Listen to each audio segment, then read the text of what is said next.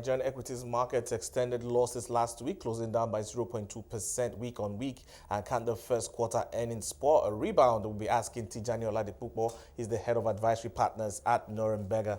Thank you so much for your time today, Tijani. Let's get into what your expectations for the first quarter earnings is like, and how do you think this is going to impact the market, and could we possibly see a rebound? All right. Good afternoon to you. Good afternoon, everyone.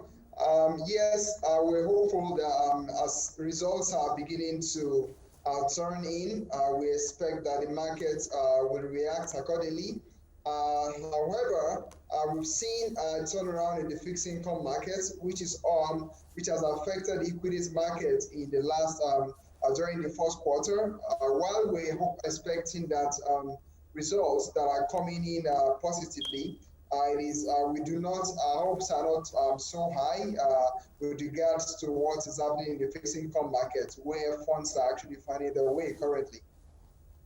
Yeah, because I was going to get into that and talk about what we're seeing, especially play out in the fixed income market, and how that is going to, how you see that impacting, the attention that we're going to see in the equity market. Because we saw that was the decider last year when you look at how the market performed year to date. Now we're seeing the market down about over 3%. And for you though, do you think we would see that reverse happen when you talk about attention to the equities market other than the fixed income? Yes, so the fact is that during the last quarter of 2020, we're all very hopeful that 2021 is going to be an equities year with regards to fantastic results, which we hope to see. We also recall that during the earlier part of the year, quite a number of stocks did very well before the market started going southwards. One of course, like you also mentioned, one of the reasons is that while the investors were looking at high yield stocks, at the same time, the performance in the fixed income market with the swift reversal going so high as we all witness has found so much funds going into the fixed income market, be it the institutional investors as well as high net worth individual investors. You find funds flowing from the equities market into the fixed income market, regardless of the high returns we've seen, good results we've seen. Without mentioning so much, a lot of expectations were there, like I said. But of course, that is also envisaged at the back of the high inflation rates, which we expected.